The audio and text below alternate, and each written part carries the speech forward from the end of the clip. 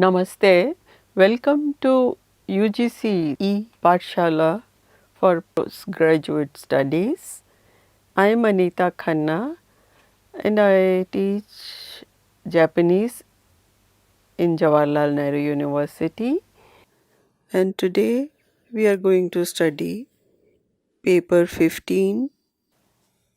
The title of paper 15 is An Introduction to Japanese Literature in English.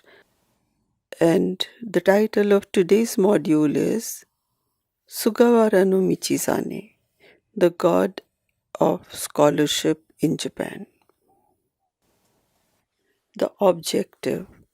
The objective of this module is to understand the importance of learning and scholarship in the Heian period, which gives us deep insights into the relation between politics and academics, scholarship, and through the ups and downs in the life and career of a statesman and scholar like Sugawara no Michizane.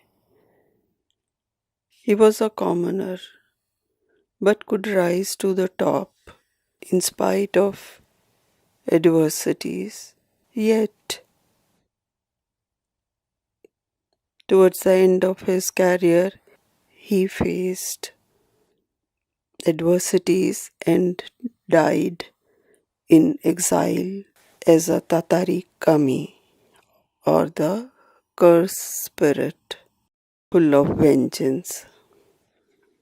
In order to understand the fate of Sugawara no Michizane, it is important to understand the key word associated with him, which is Tatarigami. Tatarigami is a curse god or curse spirit, which usually is associated with a powerful spirit which bring death and destruction, fire and epidemic, plague and drought, warfare, or various other forms of calamity in order to take revenge from the human beings. In Japan, there are some of the most powerful spirits that haunt and that are haunted and have done much to shape the culture and politics of the country in its long history. In Japanese mythology, there is the famous Tatarigami, that is Yamata no Orochi, the eight-headed serpent that is killed by the Susanoo no Omikoto, the wind god. Another key word associated with such Tatarigami is Onryo. So, the curse gods or spirits, among these, the famous ones are the historical figures of Mononobe no Moriya, then Emperor Stoku, Sugawara no Michizane, Taira no Masakada, etc.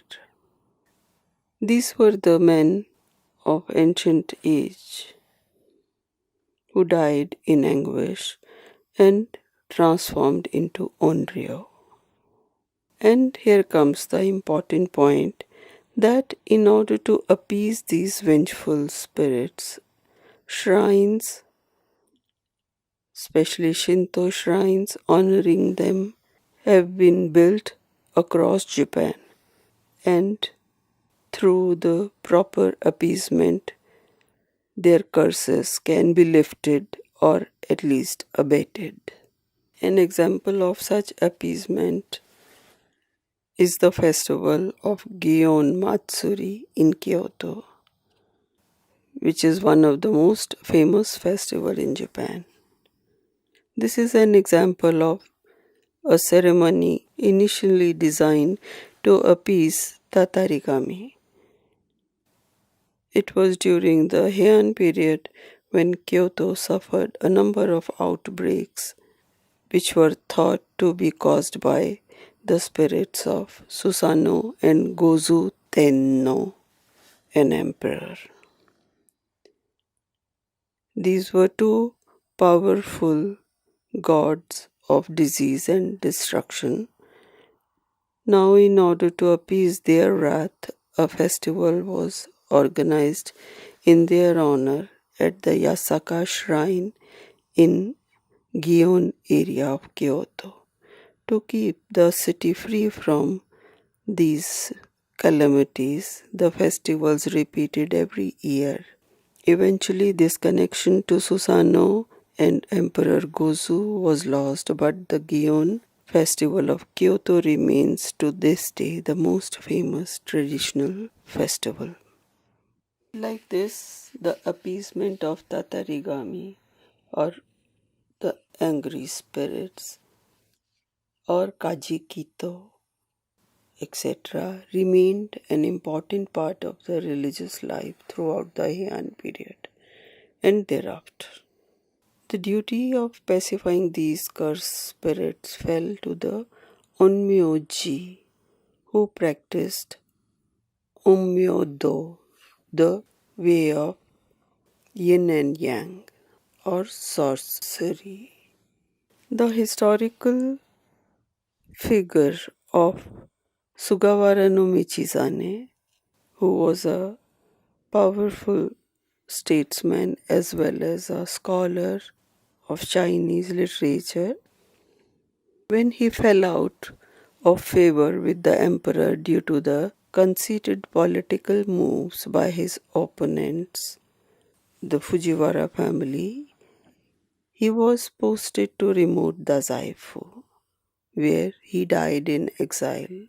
After his death, he returned from the grave as a wrathful spirit to wreak his vengeance upon the opponents who had wronged him in the capital.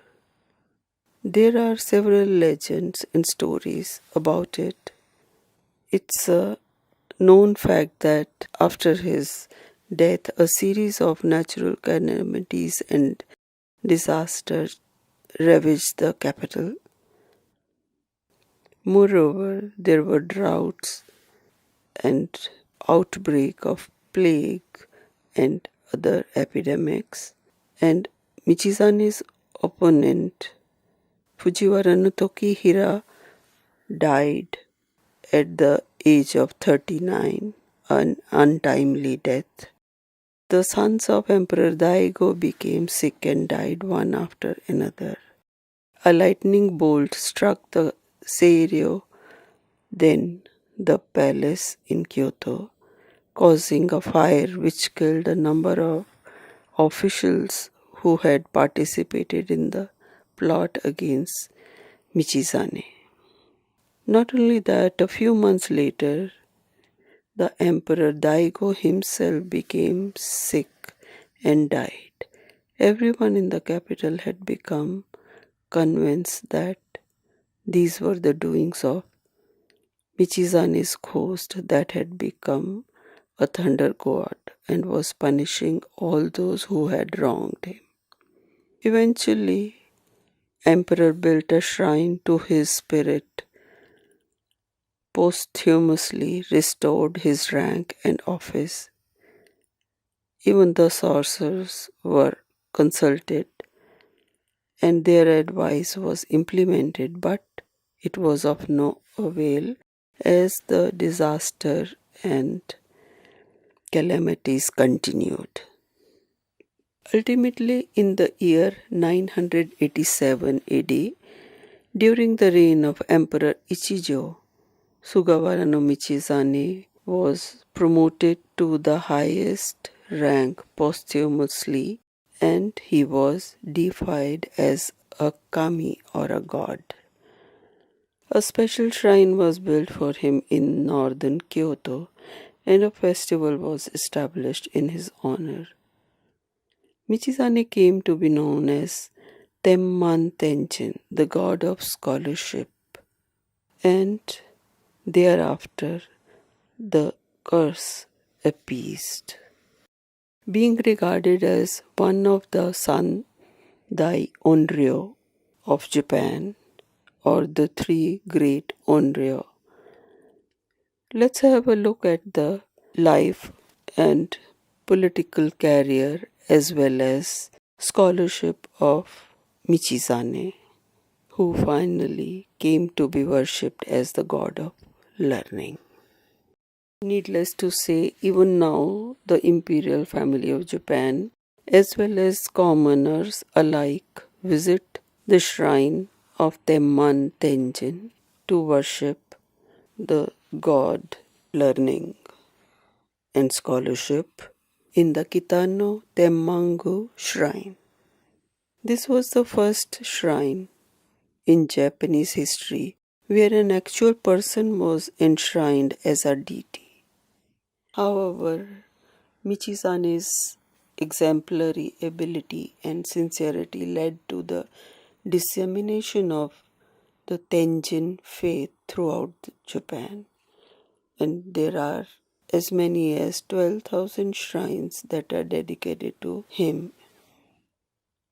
But the Kitano Temmangu shrine, the original one, is the most famous, and even to this day many students who wish to pass in the entrance examinations and other examinations, and other people who wish for the improvement of their abilities come here to visit and at times purchase the lucky charms for clearing the exams or to improve their abilities and skills.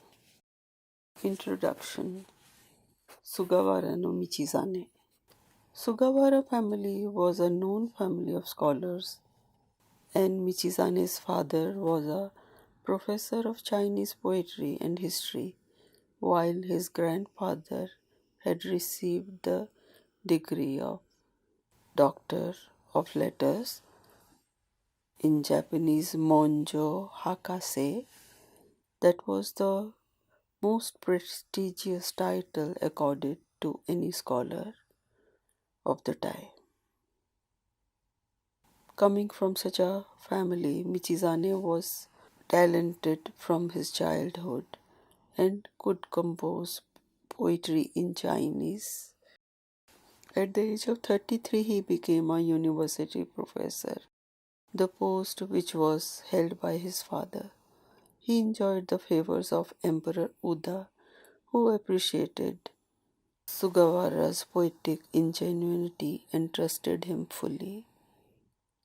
Being in his good books, he was made head of the office in charge of the palace affairs and was promoted to the highest rank of Udaijin. In 894, he was selected to head a mission to be the ambassador of Kentoshi that were sent to China, but he submitted a memorandum stating that due to the deteriorating internal conditions of China, the mission of Kentoshi should be abandoned. His appeal was accepted, and the long drawn practice of sending such delegations to China was discontinued on his single advice. Such was the influence and authority that Sugawara no Michizane enjoyed with personal rapport with the emperor. He was promoted to the top position at the age of 57, which was unprecedented for a scholar or a non-aristocratic person. Yet his height of success was short-lived, as it was the time when it was difficult for anyone to rise in power circles without the support of Fujiwara family.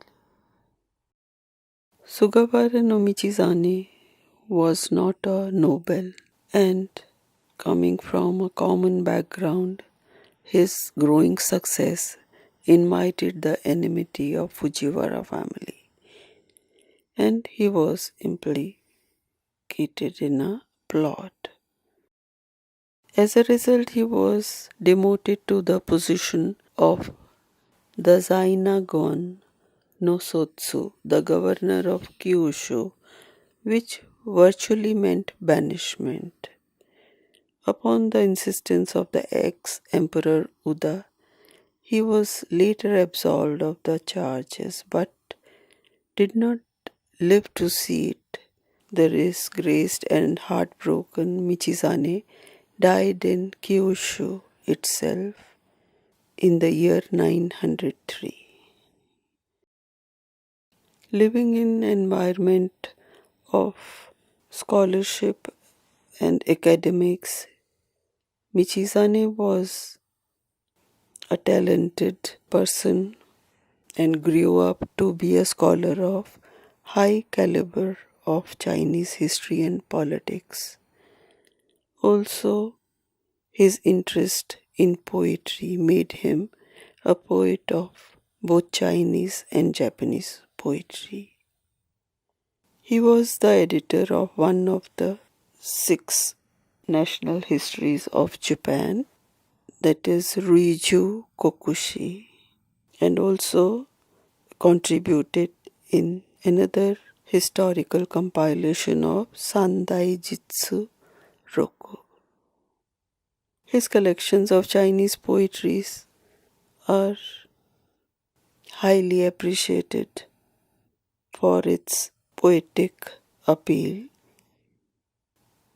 especially the 2 compilations named Kanke Bunso and Kanke Koso are specimen of his poetic talent. Kanke Bunso includes 550 of his poems, out of which the best ones are 100 poems, which are given a title, My Thoughts. The theme of these poems varies from a wide range of subjects, especially the ones written during his period of exile or demotion excel all other poems. It's a masterpiece of the Japanese mind seen through the Chinese poetry and is highly appraised till date. The solitary life for Michizane, who was born and brought up in Kyoto amidst the active political circles, was hard in the remote solitary province of Sanuki. Being in exile, he laments in his poems, the long days are difficult to pass.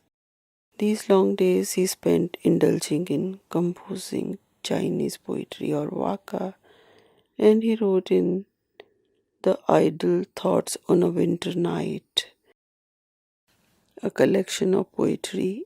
He remarks, So with 1,000 thoughts about my plight, I sit, while beyond the window the sky announces dawn approach. The poems of Kanki Koso are different from the typical subjects treated under the Chinese poetry or kanshi and deal with such themes as robberies, court feuds, political affairs, traders, that were seldom treated to be the subjects of poetry. Especially his autobiographical poems that ponder over the meaning of life surface for the first time in Japanese poetry. In the final analysis, one can say that Sugawara no Michizane's works show that he was a fine scholar and poet of both Chinese and Japanese poetry, as well as a towering statesman. In his career, he had attained grand heights, whereby, on his single advice, the embassies to China were discontinued. This was a landmark development in the history of Japanese literature, as this decision facilitated the growth of true Japanese literature that eventually replaced the dependence on Chinese models.